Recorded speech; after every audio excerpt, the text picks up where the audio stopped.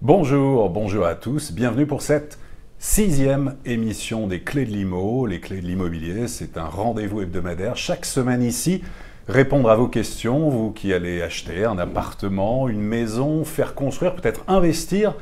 Vous vous posez plein de questions, on est là chaque semaine pour y répondre. Et aujourd'hui, après le financement, après l'achat, après l'acquisition, on va parler du vivre ensemble. Eh oui, le vivre ensemble, la copropriété est à l'honneur aujourd'hui, la copro. Et on a un expert en plateau, on est très heureux de le recevoir aujourd'hui, c'est Gilles Frémont. Bonjour. Bonjour Olivier. Alors Gilles Frémont, président de l'ANCG, qu'est-ce que c'est exactement?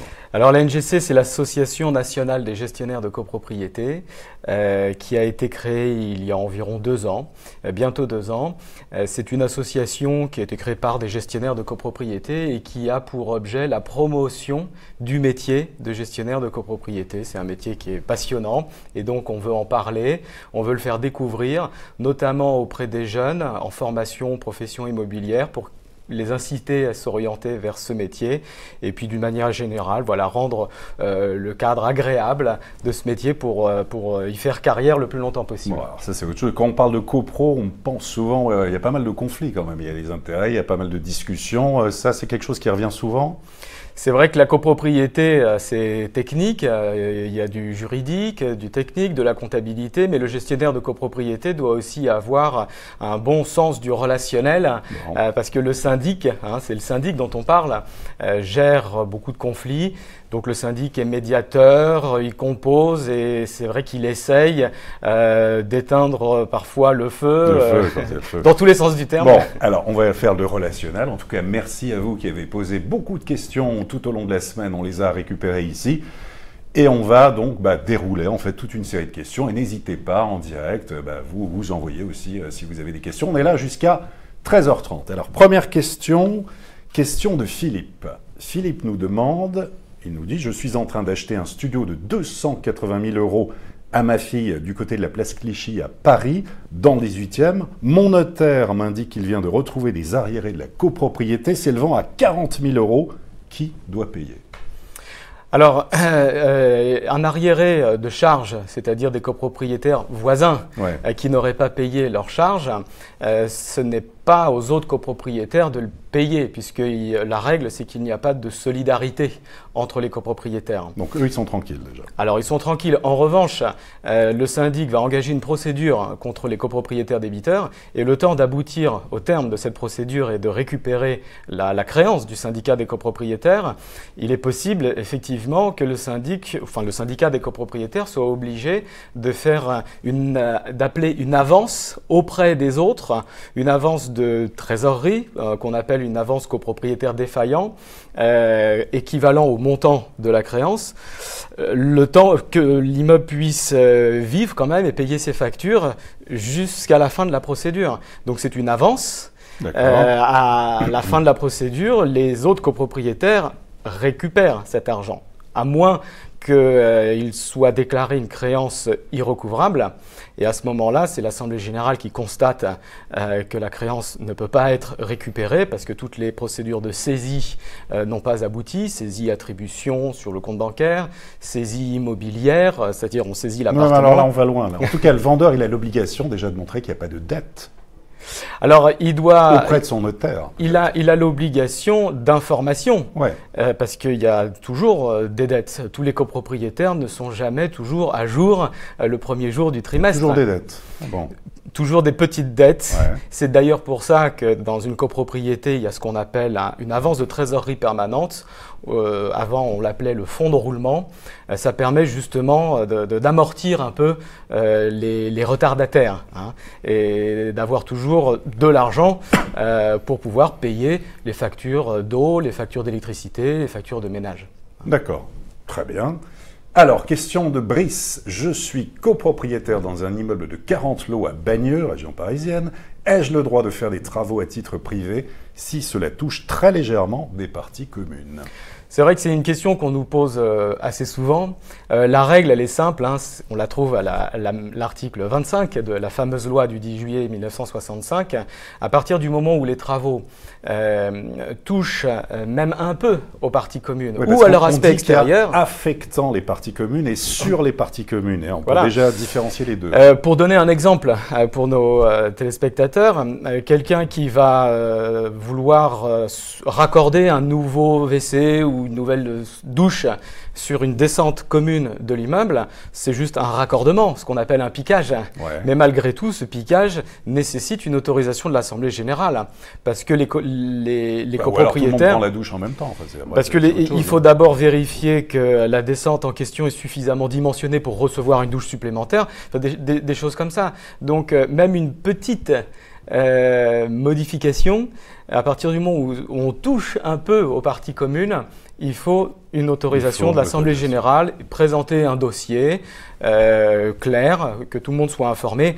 Je rassure ce téléspectateur, la plupart des autorisations qui sont sollicitées sont données, hein, quand elles sont bien présentées. Il faut l'autorisation, hein, Brice, de toute façon, il y coupe pas, il faut l'autorisation. Valérie, je réside à Paris, près de Montmartre, dans un immeuble qui reçoit sans arrêt des touristes. Il y a du Airbnb sans arrêt. En tant que copropriétaire, ai-je le droit de demander l'interdiction à la prochaine Assemblée générale? Ça, c'est une question qui revient. Vous avez été nombreux aussi à nous la poser. Ça revient très régulièrement, ça. Alors, la réponse à la question telle qu'elle est posée, c'est non. On ne peut pas interdire une activité dans un immeuble, ce qui revient à modifier le règlement de copropriété. Même avec toutes les nuisances, le bal des valises, tout ce qui peut se passer. Le règlement de copropriété ne peut être modifié ou complété uniquement à l'unanimité de tous les copropriétaires. Pourquoi? Parce que le règlement de copropriété, c'est un contrat. Et là, dans une copropriété, c'est le contrat de tout le monde. Donc pour modifier un contrat, il faut l'accord des parties. Donc on ne peut pas insérer une clause restrictive d'activité dans un règlement de copropriété en assemblée générale, sauf si l'unanimité est obtenue. Mais la personne qui se livre à la location touristique, il y a peu de chances pour qu'elle vote cette modification, puisque ce serait contre sa propre activité. Et s'il y a une clause d'habitation, ce qu'on appelle bourgeoise exclusive, là on peut, à la limite, s'il y a la majorité l'obtenir, en fait, cette possibilité. S'il y a une clause d'habitation bourgeoise exclusive, à ce moment-là, il suffit de faire jouer cette clause pour empêcher la location touristique. Nul besoin de modifier le règlement de copropriété. Il suffit d'appliquer le règlement de copropriété. Mais là encore, c'est pas évident parce que on considère que lorsque c'est sa résidence principale, on a le droit de louer jusqu'à 120 jours par an. Mais ça, ce sont les critères de la mairie. Alors, est-ce qu'il s'applique aussi au regard du règlement de copropriété? Il n'y a pas encore beaucoup de jurisprudence à ce sujet. Il est évident que si c'est une location touristique d'une résidence secondaire, il suffit d'une ou deux journées de location pour dire que la personne est en infraction. Si on est dans un immeuble avec une clause d'habitation bourgeoise. C'est très compliqué, sauf si vraiment il y a l'accord, en tout cas tous les copropriétaires, là dans ce cas-là, on peut l'interdire. C'est bien ça. Hein. Exactement. Ok. Tout à fait. Alors ensuite, on a une question de Rézé. J'ai des doutes sur la qualité de mon syndic. Comment un syndic doit gérer les impayés de charges? Alors, c'est assez simple. Les charges sont appelées trimestriellement et elles sont exigibles tous les trimestres. Et généralement, le premier jour du trimestre. Et payable dans un délai, on va dire, de 10 ou 15 jours. C'est l'Assemblée générale qui fixe aussi les modalités. À partir du moment où il y a un appel de charge qui n'est pas payé, le syndic doit envoyer une relance amiable, une relance simple, puis une mise en demeure. C'est une relance en courrier recommandé. Ça, c'est la première chose. Lettre avec accusé de réception. Tout à fait, une mise en demeure.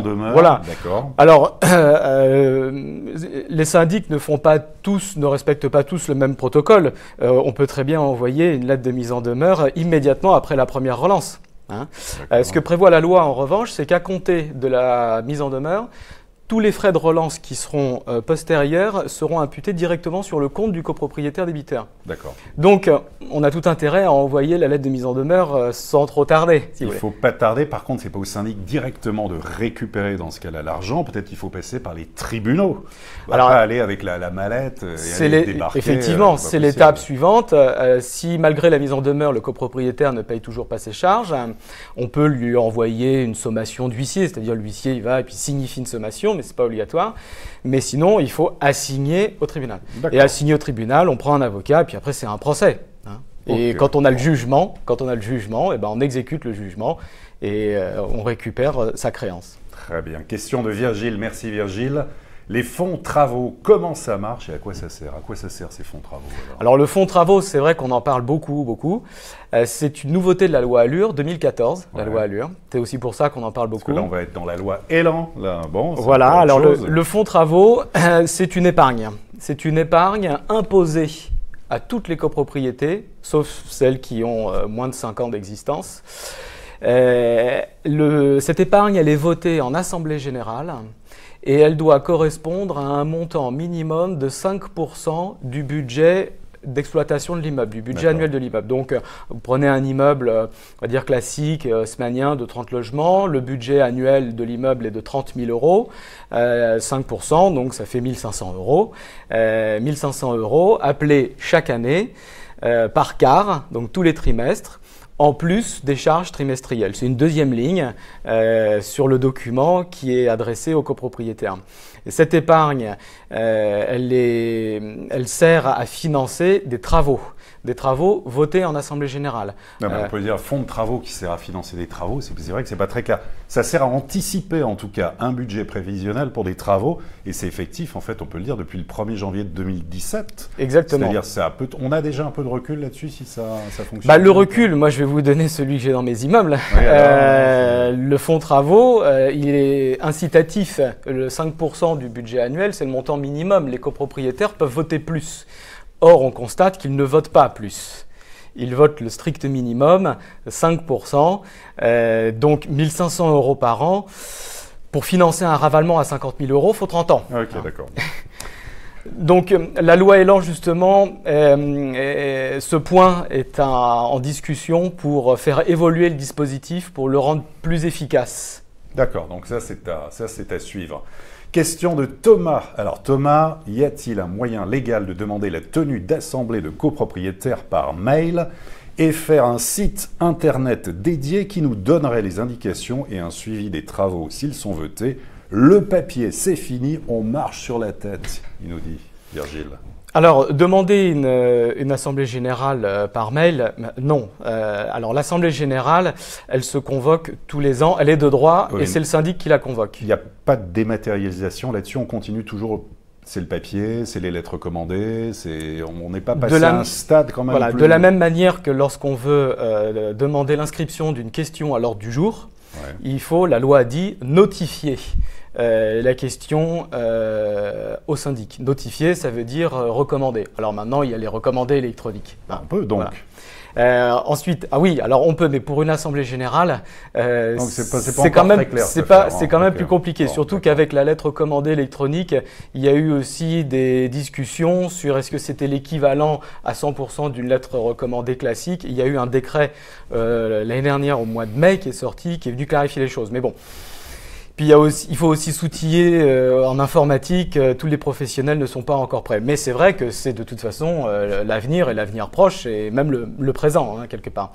Alors ensuite, suivre les travaux sur le net, ça existe depuis longtemps. Il y a tous les syndics ont l'obligation d'avoir ce qu'on appelle un extranet, c'est-à-dire un accès client. Un copropriétaire qui va sur le site internet de son cabinet, de son syndic, et qui avec son mot de passe et son identifiant a accès à toutes les informations que veut bien donner le syndic, le règlement de copropriété, le carnet d'entretien, les contrats, les derniers procès-verbaux d'assemblée générale, les diagnostics et aussi ce qu'on appelle tout ce qui est l'événementiel, donc la vie de l'immeuble et les travaux. Mais le carnet d'entretien, c'est les travaux. Après, on communique de toute façon par mail. Je fais plus de courrier, moi, depuis des années. C'est ça, mais et puis on peut dire aussi sur Internet, il y a aussi des sites ou des applications qui facilitent aussi les rapports. Il y a Meilleur CoPro, Chouette CoPro aussi, qui aident énormément aussi à fluidifier à la fois des demandes, à la fois des formalités.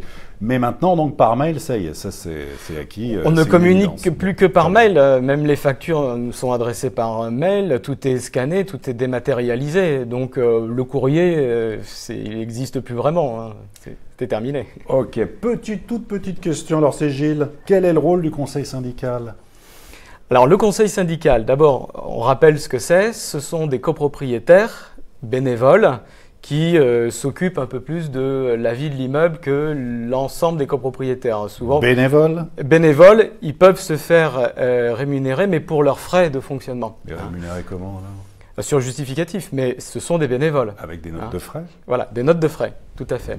Okay. Après, si l'Assemblée générale veut voter un petit budget pour payer un peu son conseil syndical, ça la regarde. Bon, alors, j'explique aux copropriétaires, pour leur donner une image, je leur dis le conseil syndical, c'est un peu les délégués de classe, vous voyez, à l'école. Son rôle, légalement, c'est d'assister le syndic et de contrôler sa gestion. Voilà, ça c'est la définition légale dans la loi du 10 juillet 1965. Donc, il a un rôle à la fois consultatif, mais aussi actif. Exactement, c'est la courroie de transmission, hein, si vous voulez, entre le syndic et l'ensemble des copropriétaires. Il peut faire remonter des problèmes. On le consulte, nous en tant que syndic, on le consulte pour avoir des avis sur des devis, pour qu'il nous donne un accord, hein, un avis favorable ou négatif.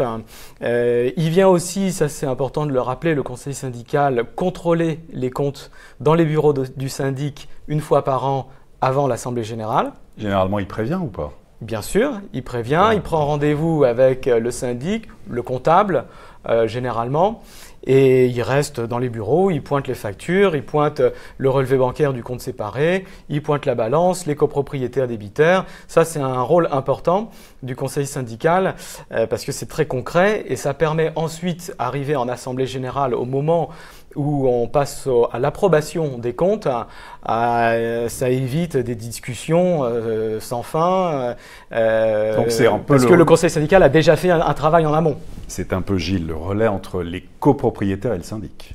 Tout à fait, c'est ça. Bon, très bien. Alors, question d'Abilène.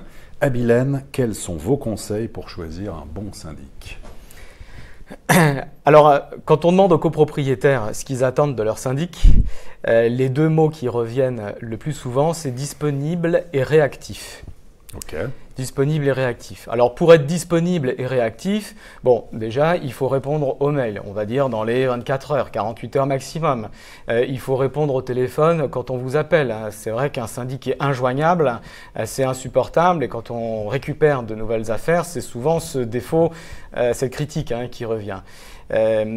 Alors, pour être disponible et réactif, il faut que le gestionnaire de copropriété, je sais de quoi je parle, je suis un gestionnaire de copropriété, je gère des immeubles, ait un portefeuille d'immeubles à gérer, disons, raisonnable. Si vous avez 60 immeubles, 70 immeubles, c'est sûr que vous serez moins disponible, il faut mieux éviter. Donc, il faut aussi, c'est le conseil que je donne. Les plus puissants au départ, ou ceux qui ont pignon sur eux, entre guillemets, qu'il faut convoiter. Pas forcément. Le plus important, c'est le gestionnaire, sa réactivité, mais aussi voilà, son bureau, son environnement. Mais comment on peut le tester, ça ? Il n'y a pas de recette miracle. Comment on peut faire ? Alors, souvent, quand on récupère des immeubles, c'est le bouche à oreille. Et donc, on vérifie auprès des personnes qui nous ont recommandé ce syndic. Et c'est souvent comme ça que ça se passe. Alors, il y a les syndics de quartier, les syndics de proximité. Ça se fait beaucoup bouche à oreille. Donc là, le copropriétaire ne va pas aller vérifier puisque il fait confiance en ses amis, si vous voulez, qui lui ont conseillé un syndic. Après, dans un groupe, certains préfèrent des groupes parce qu'ils sont plus structurés, par exemple pour des grands ensembles, des IGH ou des immeubles de grande hauteur. Immeubles de grande hauteur. Faut le dire, ça, quand même. Voilà. Mais le conseil que je donne, c'est quand même choisir un syndic pas trop loin. Parce que le métier de syndic, ça reste un métier de service de proximité. Donc un syndic pas trop loin, dans le quartier, et avec des équipes qui ont un portefeuille d'immeubles à gérer raisonnable. Ça vaut aussi pour le comptable. Hein, ça vaut aussi pour le comptable.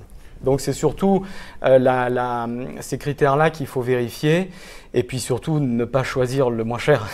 Mais ça c'est comme pour tout. Pas faire dans le low cost. Voilà, quand on veut de la qualité, quand on veut du service, un service de qualité, il faut y mettre le prix parce que sinon quand on veut du pas cher, on en a pour son argent. Très bien.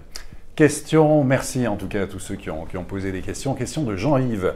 Quelles sont les principales sources de financement de travaux en copropriété? Alors là, on pense aussi s'il y a ravalement de façade, la toiture, en fait. Tout à fait, il y a beaucoup de travaux en copropriété, comme vous le dites, ravalement de façade, toiture, rénovation d'une chaudière. Chaudière collective, oui. Chaudière collective, réfection peinture de la cage d'escalier, des réseaux hydrauliques. Voilà.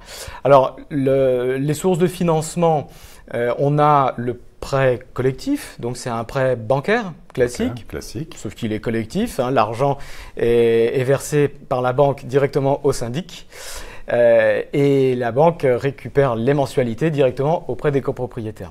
Voilà.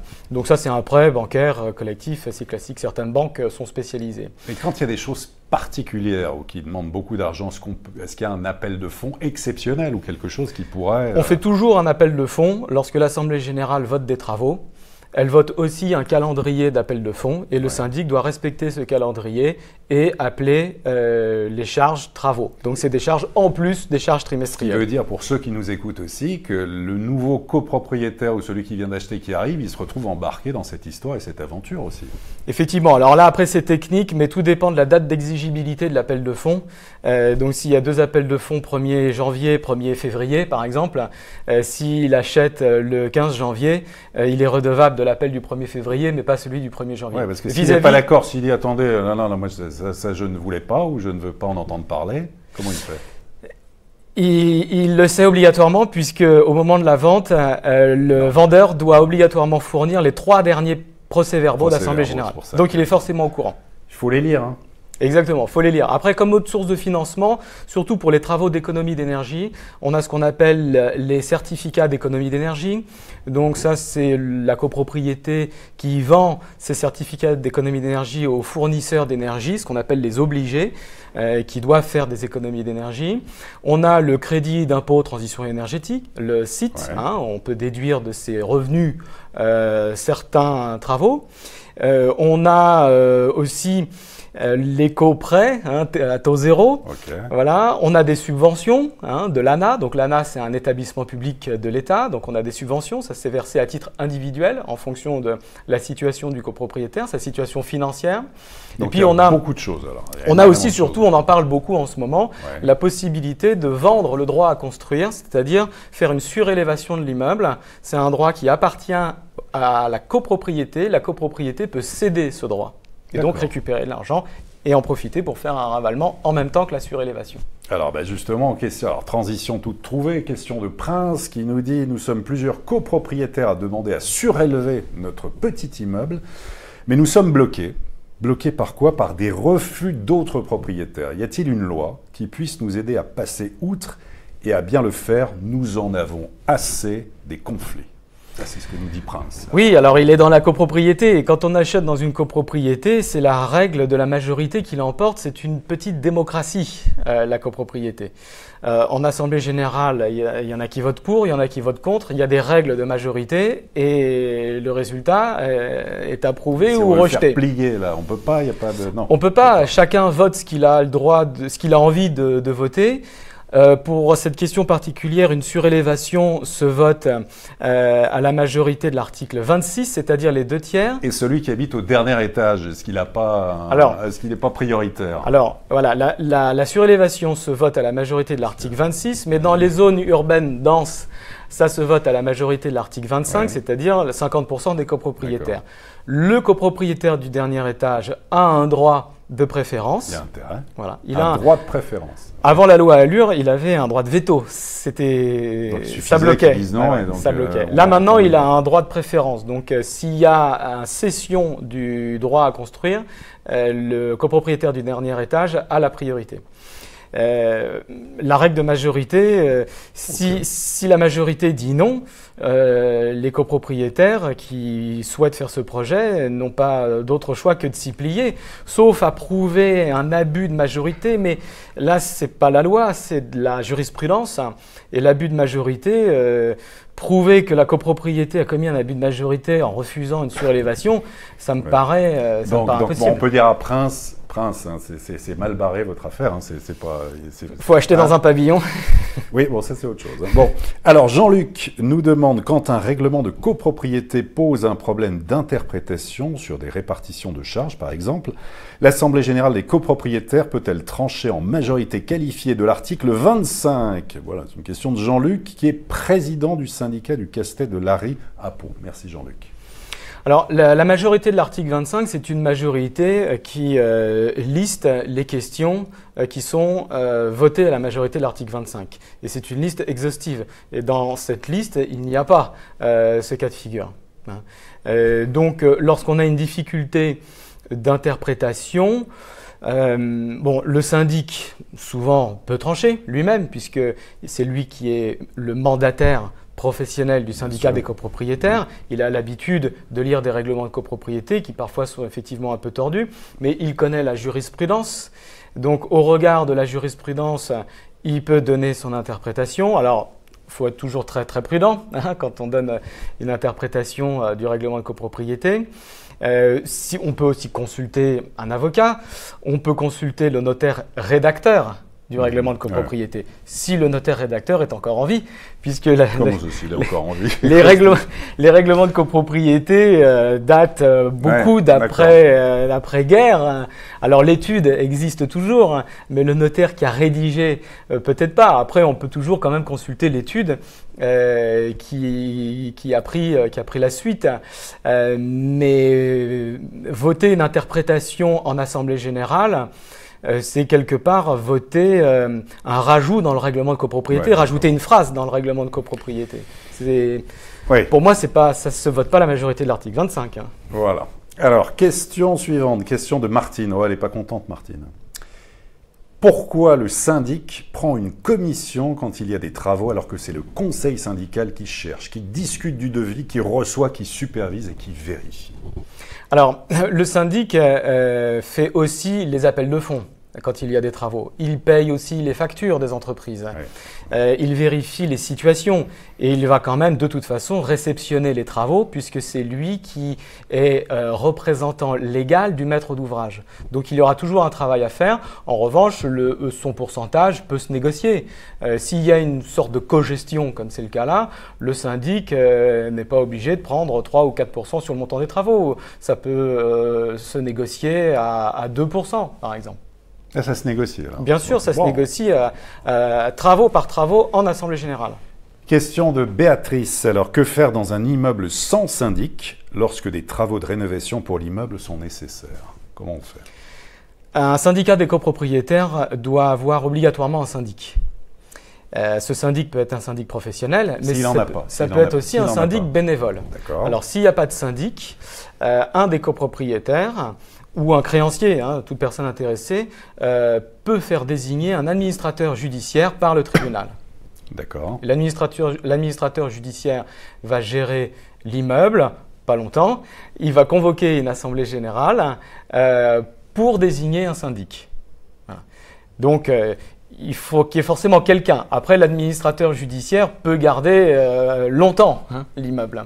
Mais le syndic est obligatoire. Et il est désigné par le tribunal si le syndicat, dit la loi, est dépourvu de syndic. D'accord.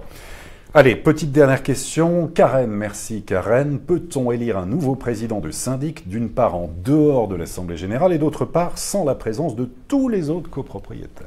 Ça rejoint un peu la question d'avant. Lorsque le syndic est désigné par le tribunal, forcément, il n'y a pas d'assemblée générale, il n'y a pas présence de copropriétaires. Mais la façon dont est posée la question, la réponse est non. C'est forcément l'assemblée générale qui désigne son syndic, et en assemblée générale, si il n'y a pas de copropriétaire, il ne peut pas y avoir d'assemblée générale. La présence de tous les copropriétaires n'est pas nécessaire puisque le syndic est élu à la majorité de l'article 25, c'est-à-dire la majorité 50%, avec une possibilité de deuxième lecture. Si la question a recueilli au moins le tiers des voix, on peut voter à la majorité de l'article 24, c'est-à-dire la majorité des voix exprimées, c'est-à-dire ceux qui sont là et qui s'expriment, qui ne s'abstiennent pas. D'accord. Bon, ça s'est très bien passé. Gilles Frémont, très clair. Hein. Merci de toutes vos questions. On sait que c'est pas évident. L'examen a été réussi. C'est pas évident de parler de copro, de copropriété, mais je trouve que là, Gilles a été très clair du début à la fin.